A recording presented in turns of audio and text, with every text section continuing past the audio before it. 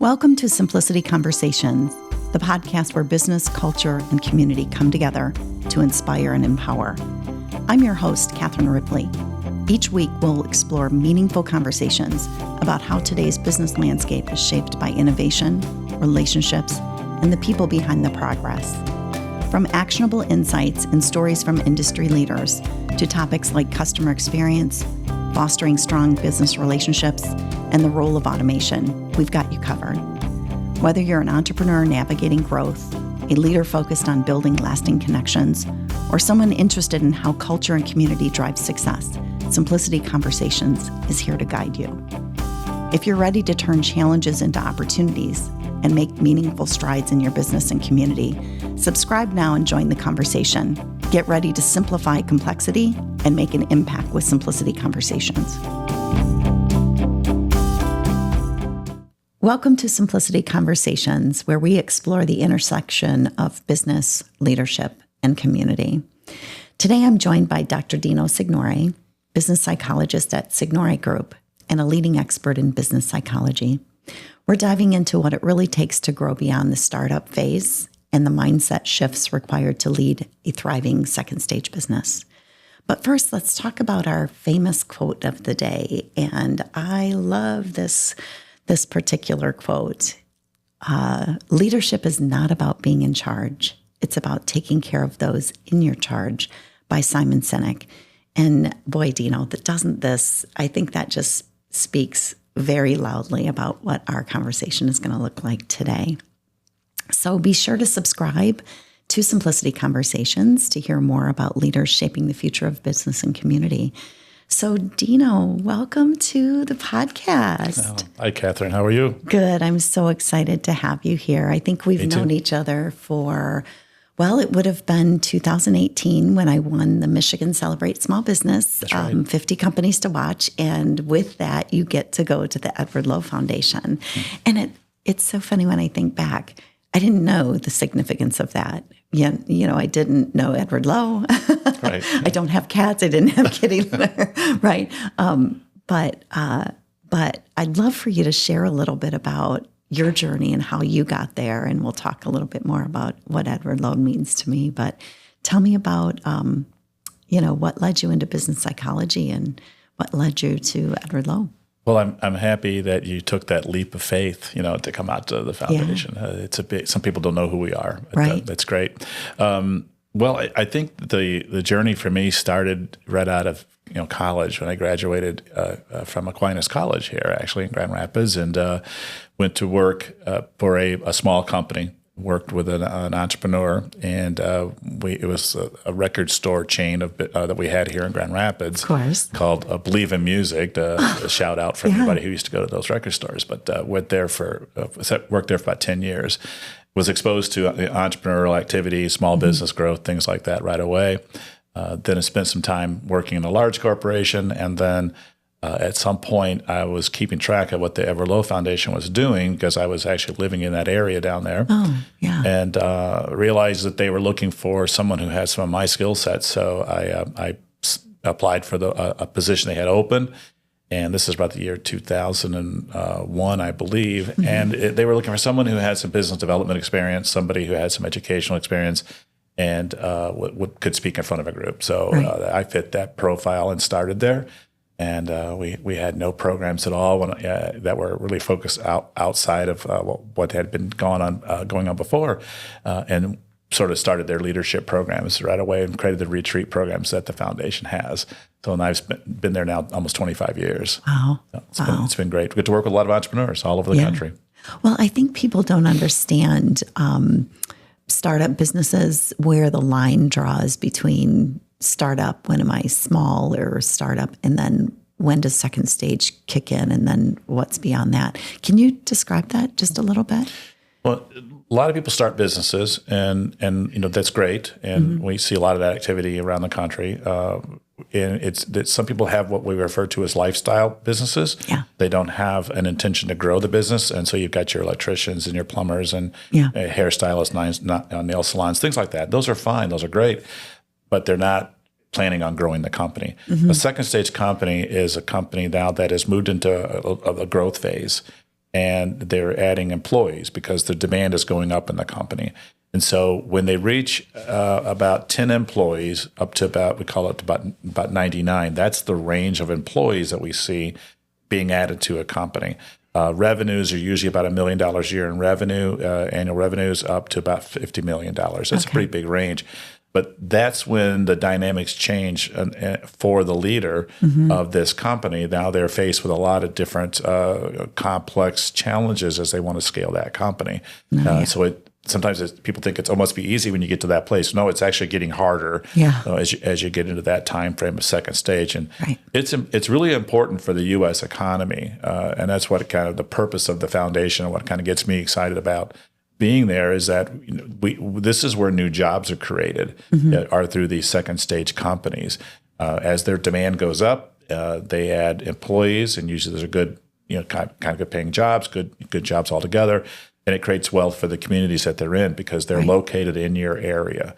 So we work with a lot of folks who are in economic development, kind of talking about if that's your job is to help create jobs, then we have an audience for you. These second stagers are out there. They're pretty busy running their company. Hard to get in front of, but they're very vital to the growth of a community and the economy in a community. Yeah, that's been my experience. I think when I started going to Edward Lowe when we met in 2018, I probably had 7, 8, 9, 10, just 10 employees right in there. And I would go between 10 and I think 16 or 17 was my highest for a long time. And then this past year, I've had a high of 23, and I think I'm at 20 right now. So I can tell you that it's harder. It's not it's not like you sit back and go, oh, I'm just going to let all the people do the work. No. You're not out of the woods. I always say you're just kind of getting into the woods at this point. So it's something magical about that. Turning from 9 to 10 employees, I've experienced that it must be something in the area of a span of control and management. That's just so many people we can actually directly manage. So you start to build your management team and you start building those people, and then you got to build trust on those folks and build systems for the company to run. There's a lot of challenges the entrepreneurs were not expecting. They were technically sound at something that they did, not necessarily in the realm of managing. It's not really something that they are all generally skilled at, and so they have challenges there. And being with your peers is always a great way to learn. We think too. So we love when we put those kind of things together. Yeah, it is. It's and I think what I found with Edward Lowe, and I'm on a group, a CEO roundtable called The Futurist since 2018. So having a support system of other CEOs that you can commiserate with or celebrate or just share, learn from, I think that's underestimated by a lot of business owners. They think, I'm the boss, I can do it, I can make decisions. But, there's areas that we suck at, like that we should not be making decisions, that it's okay to hire smarter people in other areas because we can't do everything. We can't know everything. We can't be good in all areas. So I think that's having people that you can bounce ideas of what you do. And one of the things that's important is not giving advice and just sharing experiences. And that's been something that I've really tried to take in other areas too, that when people say, what do you think? Well, in my experience, this is what I've experienced. So that's been an interesting thing that I've taken out of Edward Lowe. Yeah, and the peer-to-peer experience is something that I think the entrepreneurs enjoy because of that fact of what you're talking about is that no one's telling you how to run your business. No one's going to give you advice to say, Catherine, this is what you should do. Because we've always felt that didn't work, but now the neuroscience is kind of showing us that giving advice doesn't help. It kind of hurts the other person a little bit. So we say, hey, you're more valuable when you just share what you've done, either good or bad. But that's where entrepreneurs learn the fastest. We call it just-in-time learning. When you're with somebody else who's kind of walking in your shoes, certainly it makes you feel like you're not alone, that you're not the only person facing this challenge that comes up. I mean, it's business. It's well researched and pretty expansive topic, of course. But it's not like string theory and physics. You're just kind of there are answers to most of the things that you're doing. Yeah.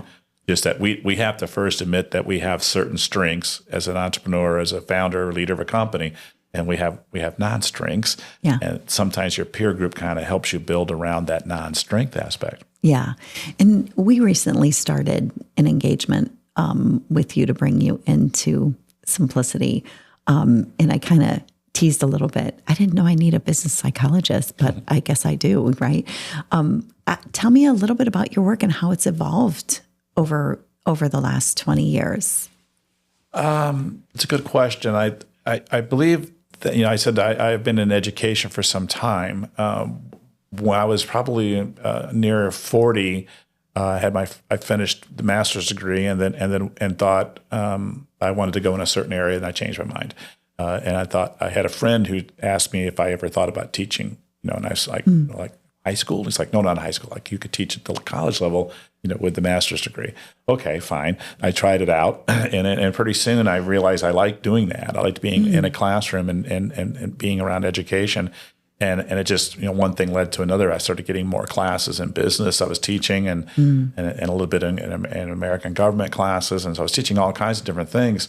And so I found, that was what I was passionate about, was doing that. And that led me over toward the foundation, which they were looking for somebody who could facilitate, groups. And that's what I began doing. And so it's evolved a lot I've learned a lot about, I think, how I try to, teach and inform, anyone that I'm working with, conveying, concepts, but I try to get it to a point where you can apply it and think about it. How does this apply to me and my life and my work I'm doing? And it's something I just think that a lot of companies, need this quite a bit. It's professional development, right? Quite a bit. What's great about business psychology, which got me excited, was it's based in social psychology and regular clinical psychology.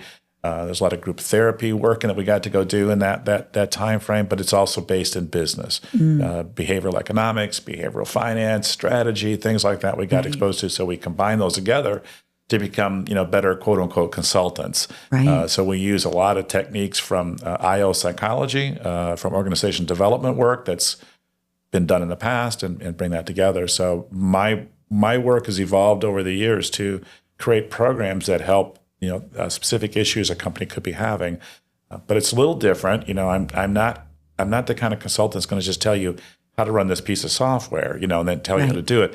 It's more about helping you or anyone I work with self-diagnose what's happening in your company. You can identify the challenges, and then we can find things to help get better at that. That's primarily what I think I kind of try to do now. What role does emotional intelligence play in effective leadership then?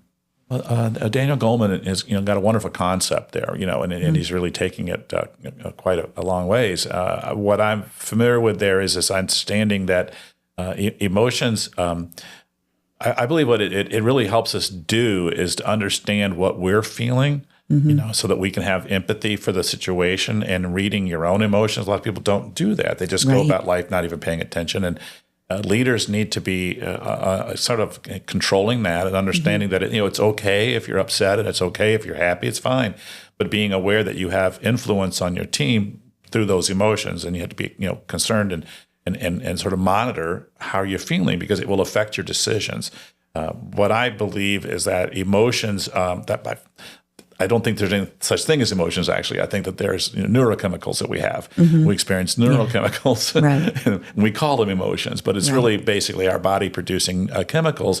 And so it's a way to sort of have you think about your thinking is based upon if you might notice your emotion. You have an emotion, then you want to track that back to, well, what were you thinking about before that happened? And that can give you insight.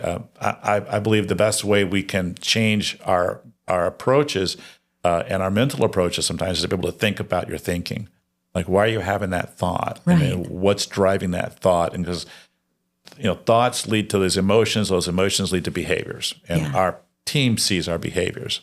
Yeah, definitely. We've talked a lot about over the years, when I walk into a room, I'm a visionary. So sometimes I have ideas that are just like, I'm excited to share.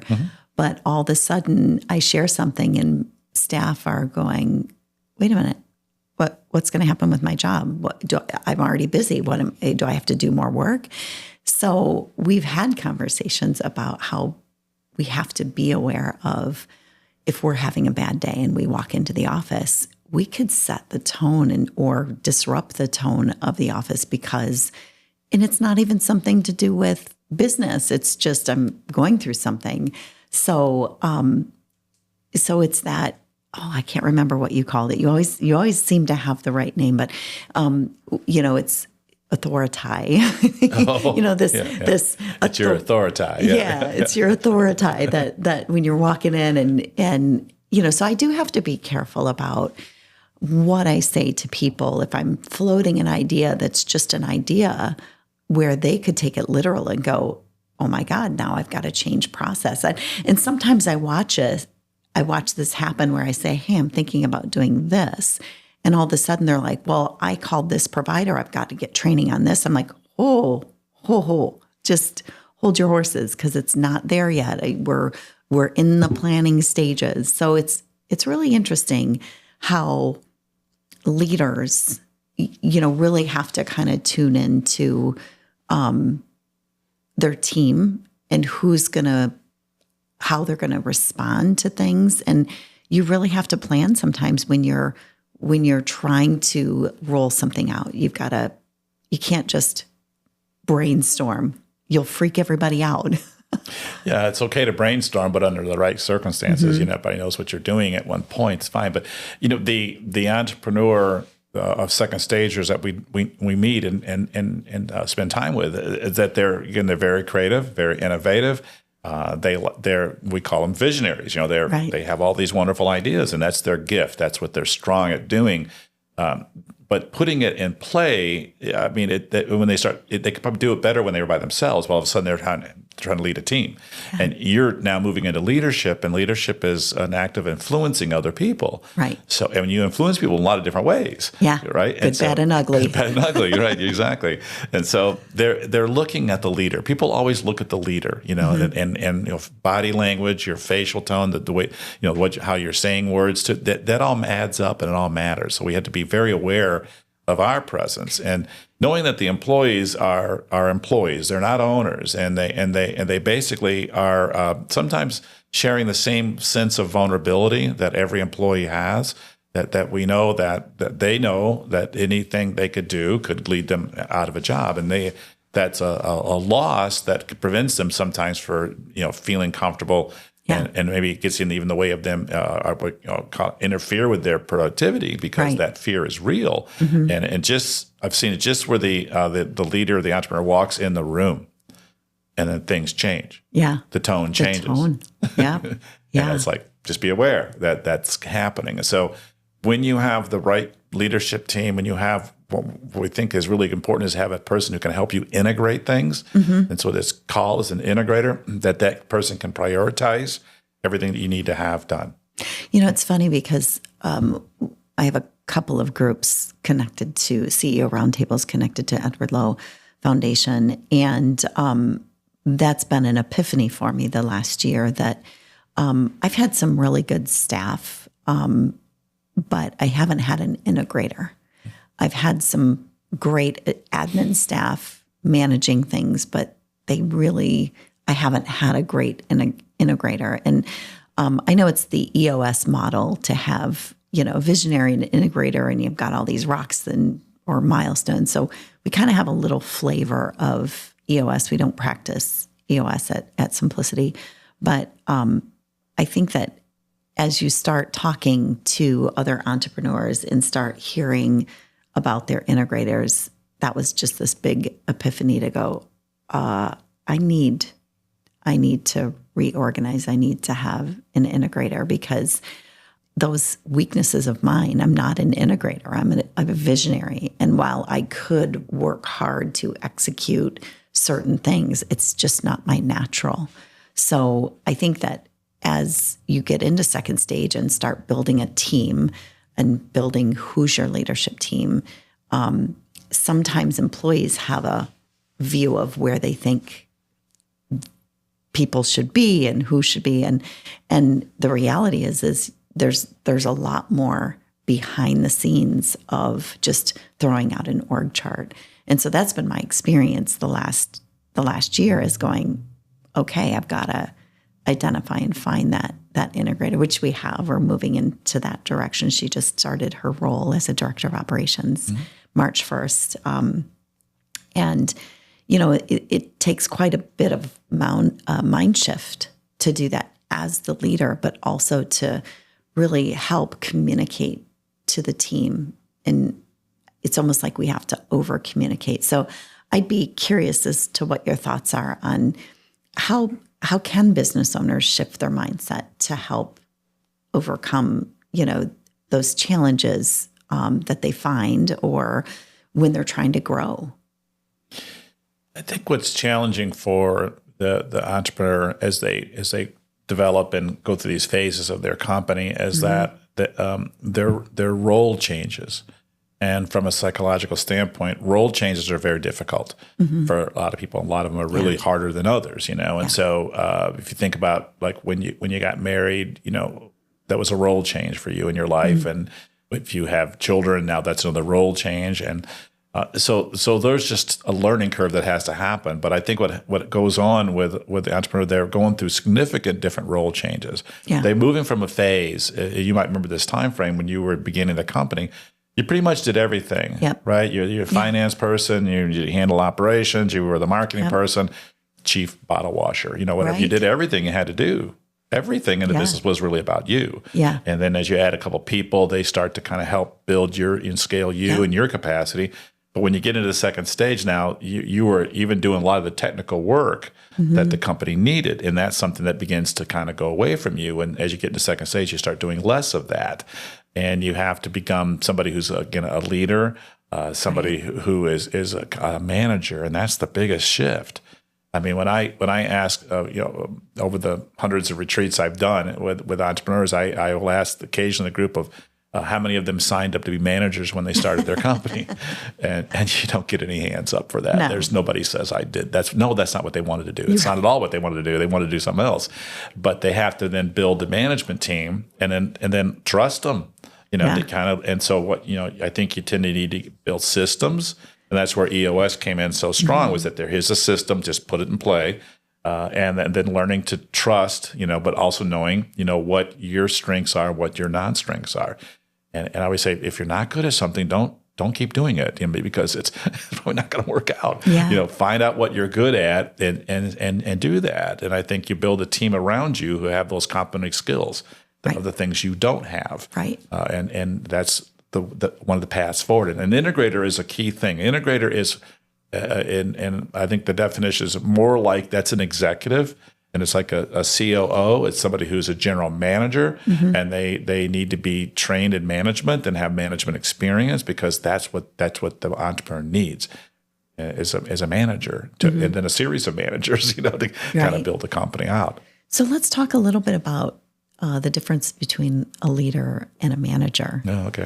Because I think that there's a lot of misconceptions out there, just especially when you'll get a title of, marketing manager, operations manager, administrative manager. I think there's a lot of misconceptions of leader versus manager. There can be. And when you look at in management, it's really odd is that they put leadership under one of the 4 skills of managers, which I think is kind of interesting. But, managers are primarily focused on planning. They're focused on organizing things, and they're focused on controlling things, or lack of better words, controls. And there's leadership in there. And management is a science, is the way I believe. I mean, it's you take courses in it, all types of different courses, right. And you're learning the techniques of management. So it's doing things the right way, right? In management, and leadership is slightly different. Leadership is an active influence. Leadership is trying to do things, that are right for the company, and doing it. It's a different kind of activity. Right. Leadership is a whole nother. It's like an art form. Yeah. That's what I think it kind of ends up being. So it's a little different, and I think that most of the entrepreneurs learn the leadership skills over a period of time. through going to, like being in a roundtable group, you learn probably a lot about leadership and other people who are leading. Right. And then you learn those lessons, and then it's just integrated into how you do it. But you're probably not going to seek out like a 4-year degree in management. So most of the time the entrepreneurs just end up having they hire people, they hire the marketing manager, they hire the operation person. And these people should have expertise in what they do. It's one of the more common mistakes that companies make is they put people in positions that don't have expertise to do it. And that guilty. I may have done that before. I think everyone has. Very guilty of that. Right. So trying to manage when you're not really strong at management is not a good path to take. It's going to frustrate you, and it's going to waste a lot of time and money. Putting people into positions that maybe they were successful in first stage, you move them up and promote them up into second stage to find out they don't really know how to do what they're doing. That could be a problem, could cost a lot of money, waste a lot of time. So we always think about if you're going to hire a marketing person, do they have that expertise first? Right. And that's still might not get it right, but I mean, it's like at least you got a good start. That you're with a person who has been trained in something. Educated in a certain thing, has a degree in something. It does matter in the long run. So, Well, and I think you can be a really good leader, but be a terrible manager. Oh, sure. And vice versa. You can be a good manager, but not a terrible leader. And I think that I see that over the years. I mean, I've had people that I've given titles to, and that's probably one thing that I'm guilty of is like, oh man, you gave that too big of a title to a person. Because while titles don't matter to me as much, titles can mean everything to people. It's what they, it's who they are. It's, represents a salary level. So I think resume and resume builder. So I think that really looking at your organization and where are your leaders, where are your managers, and we're going through something now where we're really identifying KPIs and the roles. We did a different organizational chart, and I think that's helping clarity. Clarity is our word for the year, by the way, because we've just gone through transformational stuff last year, grew the business, and now it's like, okay, now we got to fix the stuff that kind of came out of that chaos. So one of the questions I have for you is, how can leaders foster innovation and adaptability in their organization, especially when, like in our case, we just had such a chaotic, amazing year last year. Now if we feel like with the deployments done and it's like, ooh, we've got a minute to think without our hair on fire. So now it's time to kind of really look at structure and. It's interesting. I think you put the structure together first. You designed your organization. Hopefully, you start to notice it when it's not there. Right. You build it, and then you've got to fill it with the right individuals. Yeah. And then having the ability to give them the autonomy and the mastery to be able to do that. There's some interesting phases I think that we go through as leaders of our company. I think that and you probably experience these things, but you start out with you're leading one person, you're leading yourself, okay, and you take good care of yourself. That's how you get started and exposed to being an entrepreneur. You start something good, then you start leading a couple other people, okay, and it's usually early in the development of the company. It's very creative and a lot of fun, and it's some of these people say it's chaotic, but it's still like building the plane as you're flying it. Right. And then the third phase is you start to kind of manage managers. You hire a few more managers, and they have certain expertise, and now you learn how to work with them. So you got those first three phases, and people think they stop there. But I think if you want to get to be more creative again, well, your role is going to change. But I think what you do as the entrepreneur is now you start managing other entrepreneurs. So what I challenge a lot of entrepreneurs to do is you recognize your strengths. And can you see those entrepreneurial traits in other people that you have in your company? They're probably there. And if you notice them and they're around, what are you doing to unleash their potential? Even though there may be the fear, well, they might take their idea and run with it. Right. Doesn't matter. They could become good suppliers of your company. They could become buyers of your company. They could become all kinds of things for you, that partners almost, So looking at that entrepreneurial spirit that's there is critical. That's my next phase. That's how I can become more creative, is to do that. Fundamentally, though, changing your role, we see that the entrepreneur has to stop being the technical worker in their company. Yeah. Major role change to have to happen, to being somebody who's almost on the lookout for building a portfolio of other entrepreneurs that they can either invest in them, or they build them from within to be creative. So that's a kind of a explanation, I think, of how your company evolves to the point where hopefully you're surrounding yourself with the people that are entrepreneurial as you, with the right amount of managers who can get stuff done. Yeah. A little bit of both. Well, and I think that it's important for us to recognize those individuals, because you may have some people on your team that aren't entrepreneurial or don't have the same aspirations.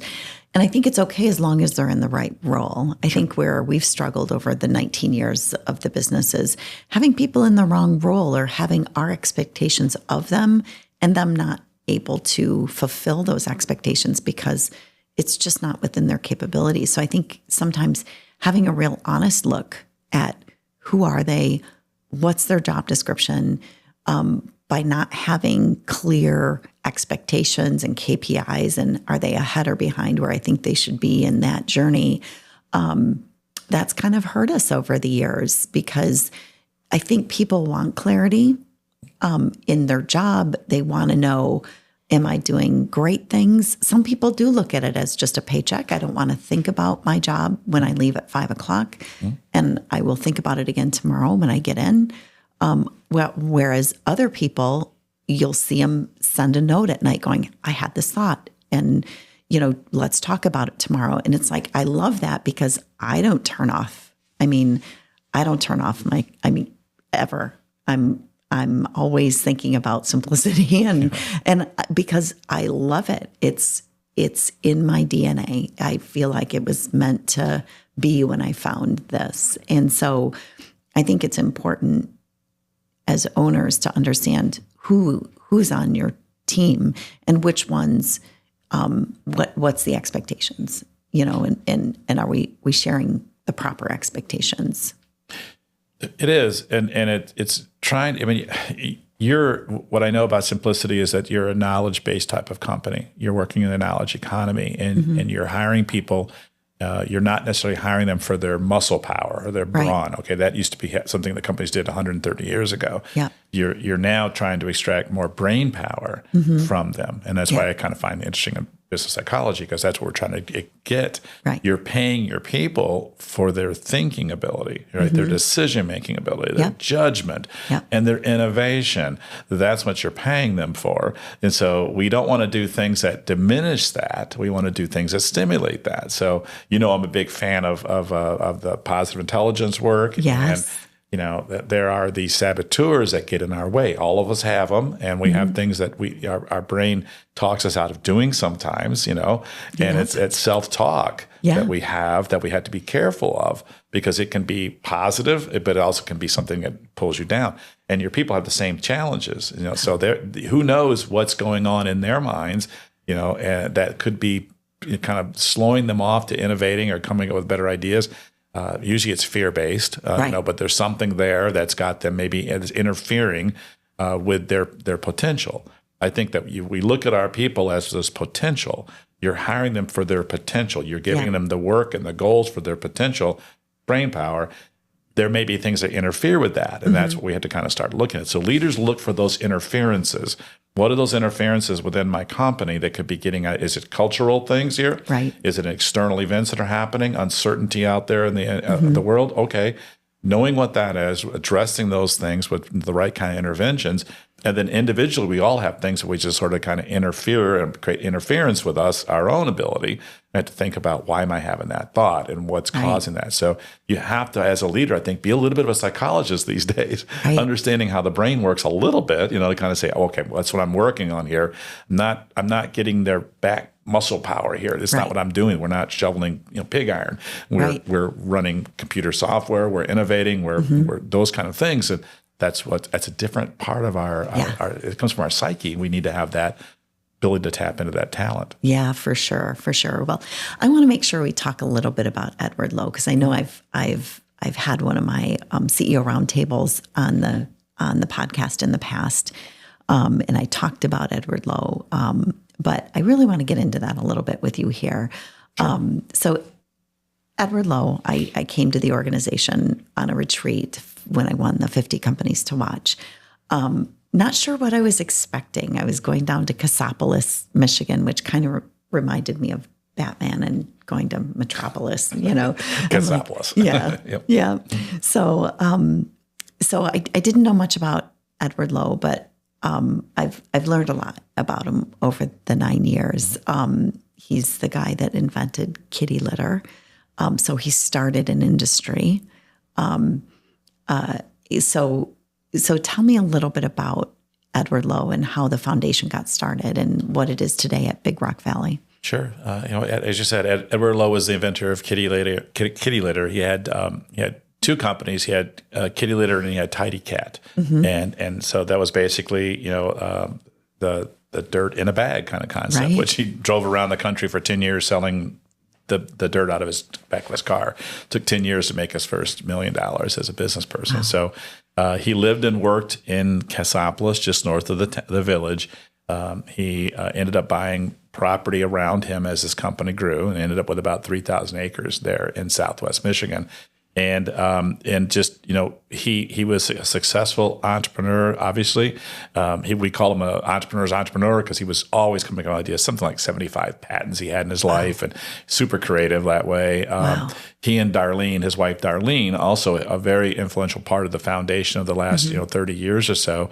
With the way the place looks, there's a certain design. There's a series of farmhouses out there. My favorite saying that Ed had was that he didn't want to own all the land. He just wanted to own what was right next door to him. Yeah, that's so funny. He kept buying the farms that were next to him, and then they would restore the farmhouses and just kind of made those into different facilities there. He had the idea and started the foundation in about the mid '80s, and he was starting to think about selling the business. And he started it then. He put money into it each year and went in a couple different directions. Classic entrepreneur, never really had a direct, clear plan of that, but he wanted to support entrepreneurs.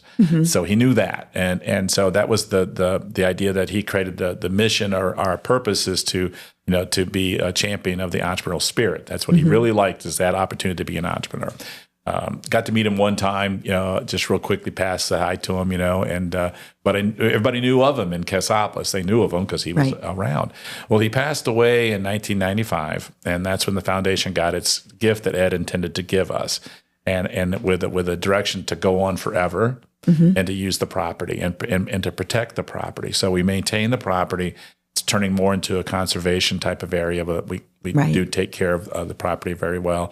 And we have developed programs that over the years have crystallized into this solid focus on that second stage entrepreneur. That's our primary area that we're involved in. We have no issue with startups. We think that's fine, but we don't work with them. First stagers, great, good. We'll talk to you when you get to second stage. But it's that when you get to 10 employees or $1 million in revenue, that's the marker that it begins, and that's where all the challenges start to happen.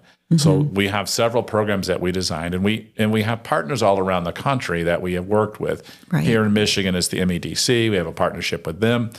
In Louisiana, it's the Louisiana Economic Development Corporation, or LED. We have a partner in Florida. There's a few other ones around the country, and we help them help the entrepreneurs in their region by exposing them to our programs that they're like turnkey programs. So a leadership program is they can come up to the foundation, spend 3 days up there with us, and go through some leadership things that we do. And you've been to a couple of those. You've got one coming up, I guess, in a week or so. So, and then we just create conversations. It's not a workshop. It's not a seminar. It's a retreat. It's a way to go back there and think about working with other entrepreneurs and talk about your challenges, basically. And we then sprinkle in some concepts and some activities that you think about your business. And it's just you and the other entrepreneurs there. We also have the roundtable program called Perspectives. that's one you've been involved with the Futurist Group for quite a few years now. Yeah. And it's wonderful. It's peer learning based. And so we have a licensable product that we roll out there. We do both in-person ones and also virtual ones. Yeah. I'm currently running, I think, like 6 virtual roundtables right now. And I've got the 2 that are in person in Lansing and Grand Rapids. Right. And that you were in the Grand Rapids one too. So and that's been a fun one here for the first 6 months or so. It has, and I think that, when you go to this, there's a concept of working in the business and on the business. And when I go to Edward Lowe, I'm working on the business. And so I try to shut down, all of the noise from the everyday. And it's usually a Tuesday through Thursday, whether it's an entrepreneur in residence where I'm by myself thinking, or if it's a Futurist Group roundtable. Even my staff is gone. I've loved that I brought my staff down there to experience that. But I think it is development. We have to bring our challenges, talk to other people in that safe space, confidential space, but also sometimes we talk about things that we shouldn't be talking to our staff about, because remember, they get all wonky if I tell them something that I'm thinking of or we need to change, they might not be able to handle that. So I think to know that Ed created this 2,000-acre Big Rock Valley where we stay in these farmhouses and we interact and come to the Tower of Tomorrow, which is the center of it. We have campfires, but we just come together and we talk about what we can do. And I think the support that Ed was looking to create and what Darlene and Ed put together in Big Rock Valley,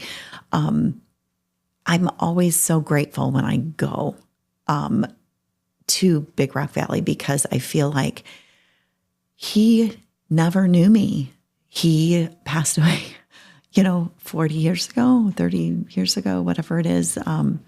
And here I am benefiting from his vision of, the foundation. And so I love taking a moment when I'm at the foundation to stop and say, thank you so much for having the vision to create a place that can help my business, because I don't have all the answers and I never, pretend I do. But when I have a challenge, I have people that I can go to. I can, in a CEO roundtable, or if I'm going to a retreat, I can prepare and bring things to the retreat to say, here's some of the things that I'm working on that I'd love some input on. And it just feels so supported.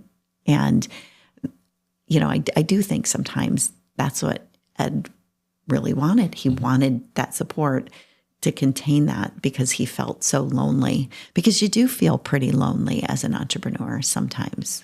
I think, he didn't know you personally, didn't know a lot of the entrepreneurs personally, came out there, but I think he knew of your challenges because he lived through it, and he talked about that feeling of a lack of information was a big part. And some of the things that we carry over from what he talked about and what he wrote about, and we have lots of videos of him.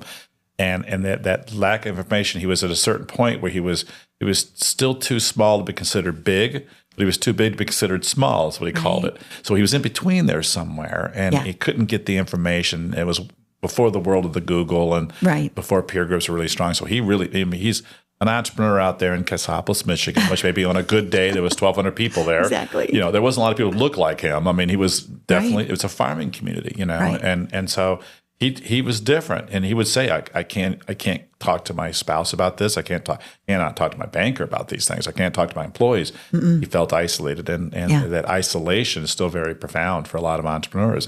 So those two things are super important based on peers, and he loved being with his other peers. When he was around that, that's what he loved the best.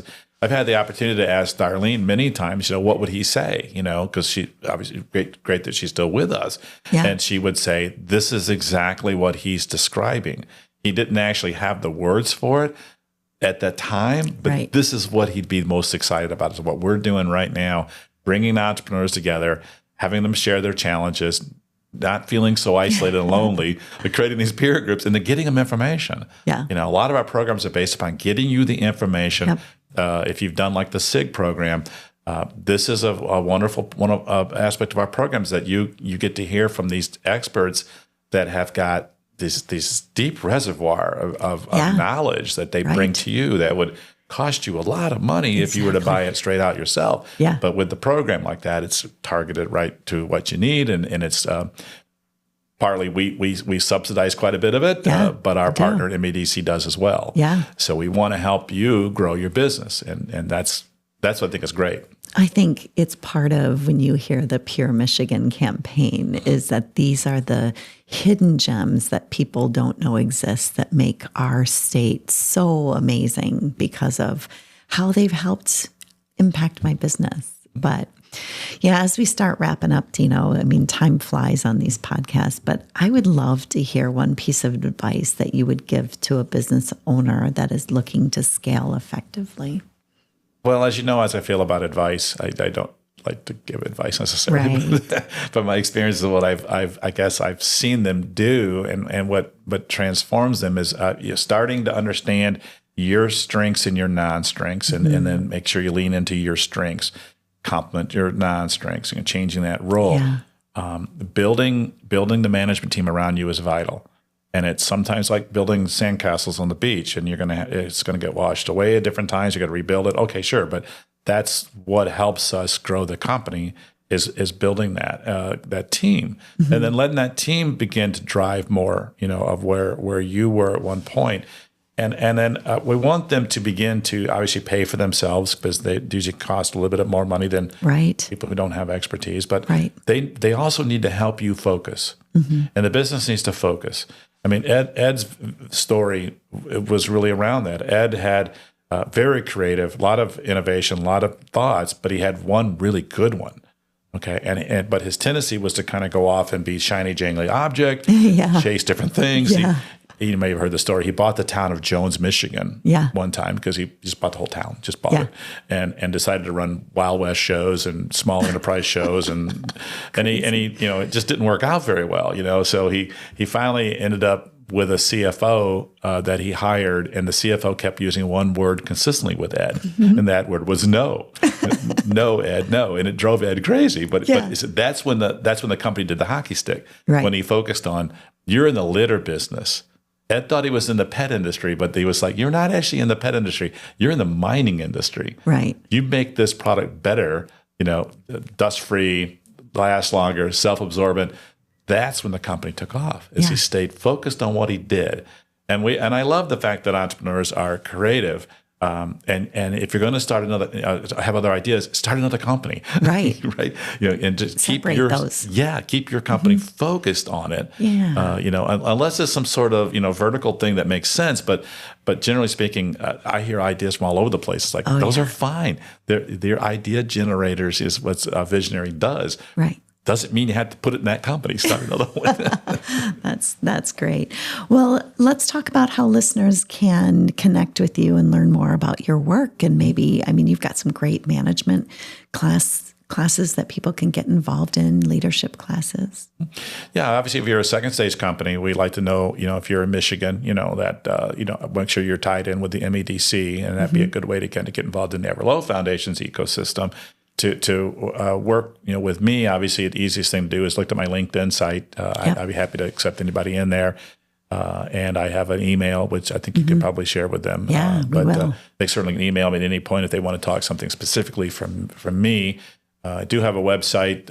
It's getting a little bit old now. It needs to be kind of upgraded, but it's there. It's just, I think you have to just look up my name and you'll probably find it. Yeah, we'll put it in the caption too, so that you can see so that people can find you. Because, I think a lot lot of people are like, why do I need a business psychologist? But there's a lot of reasons we have business psychologists. A lot of reasons. I kind of teased when I told my staff that you were working in an engagement with you, and I'm like, you didn't know we needed a business psychologist, did you? But we do. So I'm really excited to have you. We can do a lot of different things. I work with a lot of companies on strategy planning.